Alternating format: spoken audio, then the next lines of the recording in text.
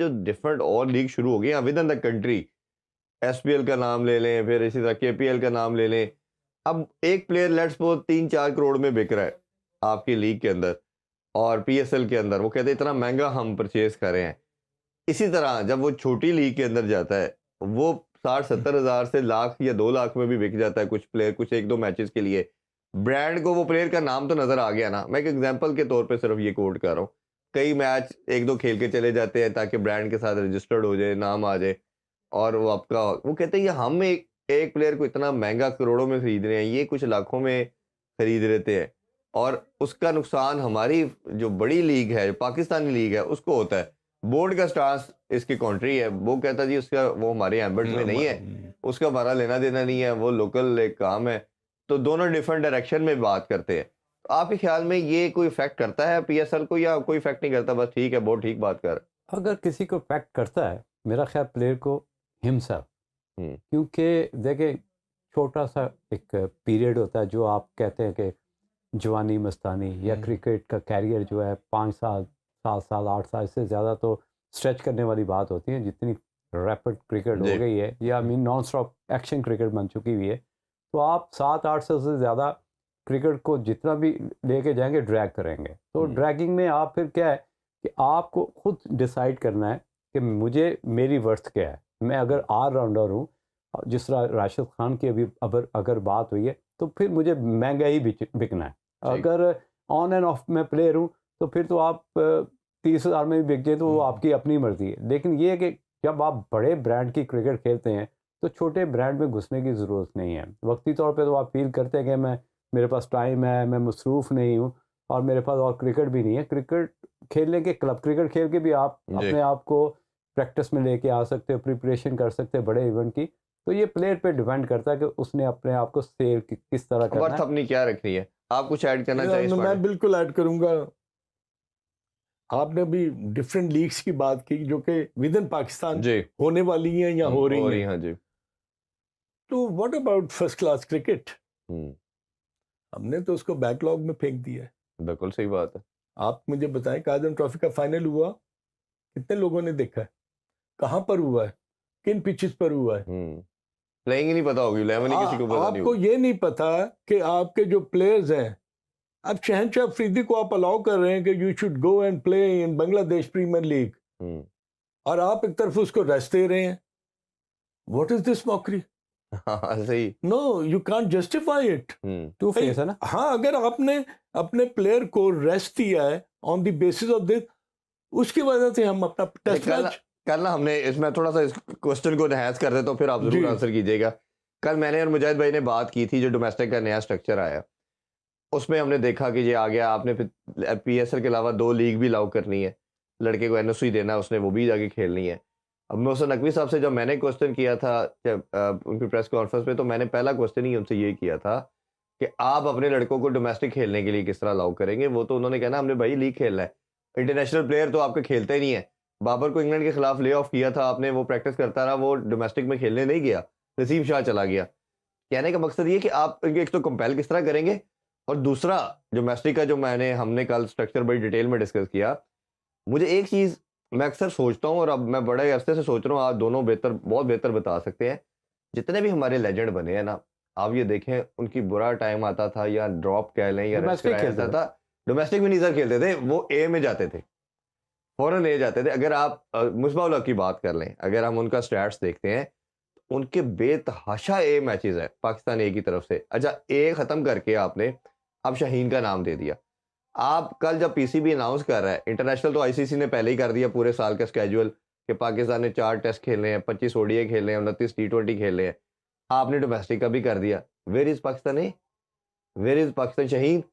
वो बच्चे जो सेकंड ईयर के हैं, जो 15 में नहीं आ रहे, किसी भी रीजन से रीहैब के बाद आ रहे हैं, कुछ है, वो तो ना नीचे खेल रहे हैं ना उधर आ रहे हैं, वो तो घरों में है। उसके बारे से भी बताइए। नहीं, मैं जिस इरा में मैंने क्रिकेट खेली है ना, फर्स्ट क्लास, मैंने बहुत डेडिकेशन, बड़ी ही एप्लीकेशन और डाउन टू अर्थ होके ना कमिटेड फर्स्ट क्लास क्रिकेट खेली है। मैं मुजाहिद आपको एक किस्सा सुनाता हूँ अब्दुल कादिर मरहूम का, अल्लाह मियां उनको जन्नत नसीब करे। आमीन। अच्छा, मेरे भी कप्तान रह चुके हैं। एब्सोल्युटली। मैं आपको बताऊं कि उन्होंने वेस्ट इंडीज के अगेंस्ट फैसलाबाद में टेस्ट मैच जीता खत्म किया जी, मुझे याद है 5 दिन बड़े का। अच्छे से जी, इमरान कैप्टन था। He came back from Faisalabad by road, 2-2.5 घंटे। वो 8:30-9 बजे अपने घर यहाँ पर पहुंचे लाहौर में। तो हबीब बैंक वर्सेस यूबीएल मैच था कहाँ पर? हैदराबाद नियाज स्टेडियम। अच्छा। Long way. तो जो यूबीएल के कैप्टन थे वो मुदस्सिर नजर थे। तो मुदस्सिर वाज वेरी हैप्पी। ਉਹ ਕਿੱਥੇ ਬਾਉ ਕਾਦਰ पता चल जाएगा ਉਹਦੇ बगैर ਤੁਹਾਡੀ टीम जो है यू नो मुंडी बात जैसी वो बात करते हैं। तो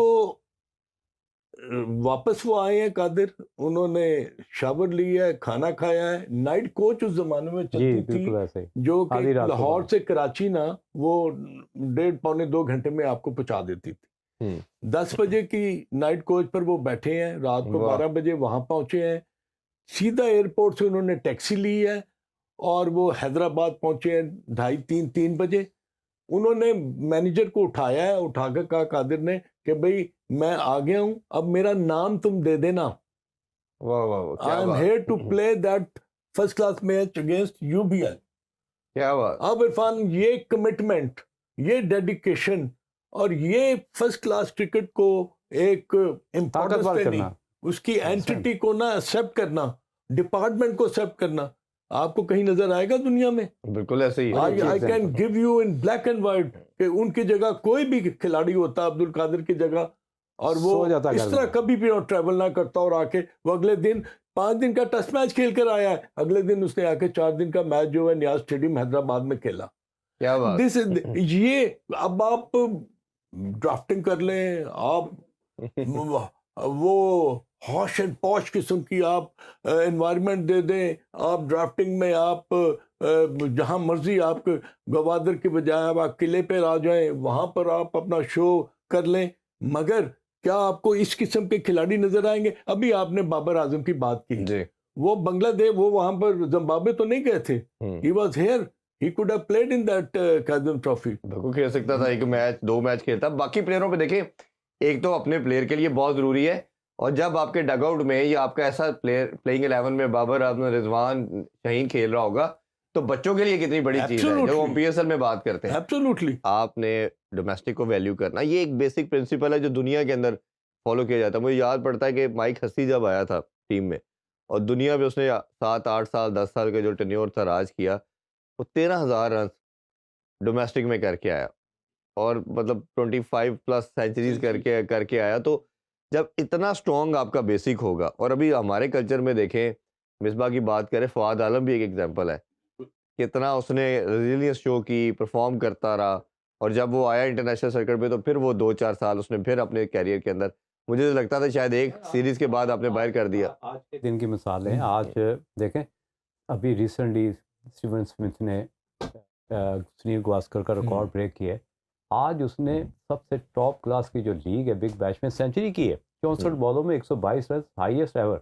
जी। 32 मैचों में 3 सेंचुरियां कर चुका है बिग मैच में, और जो रिकॉर्ड है वो मैकडर्मट का है, उसने 100 मैचों में 3 सेंचुरियां की हैं। हंगरी नहीं खत्म होती बेशक, बिल्कुल। कि यार और अभी वो इतना- प्लेइंग 11 का पार्ट नहीं होता और फिर T20 ये में। नहीं है कि सिर्फ उसने बैटिंग की है, बल्कि उसने भी 4-5 गज की जो डाइव भी मारनी है, और बार बार गेंद के पीछे भागना भी है। देखो ऐसे ही। जो डोमेस्टिक की वैल्यू है ना, जिस तरह अजहर भाई ने बताई कि यार उस कितना ग्रेसफुल डिस्कशन थी है कि आप किसी को भी मोटिवेट कर सकते हो कि यार इस तरह के प्लेयर्स जब माइंडसेट बनाएंगे अपना, तो उनको सक्सेस से कोई नहीं रोक सकता। ये गारंटी है। तो आपको तो हमेशा गारंटी चाहिए।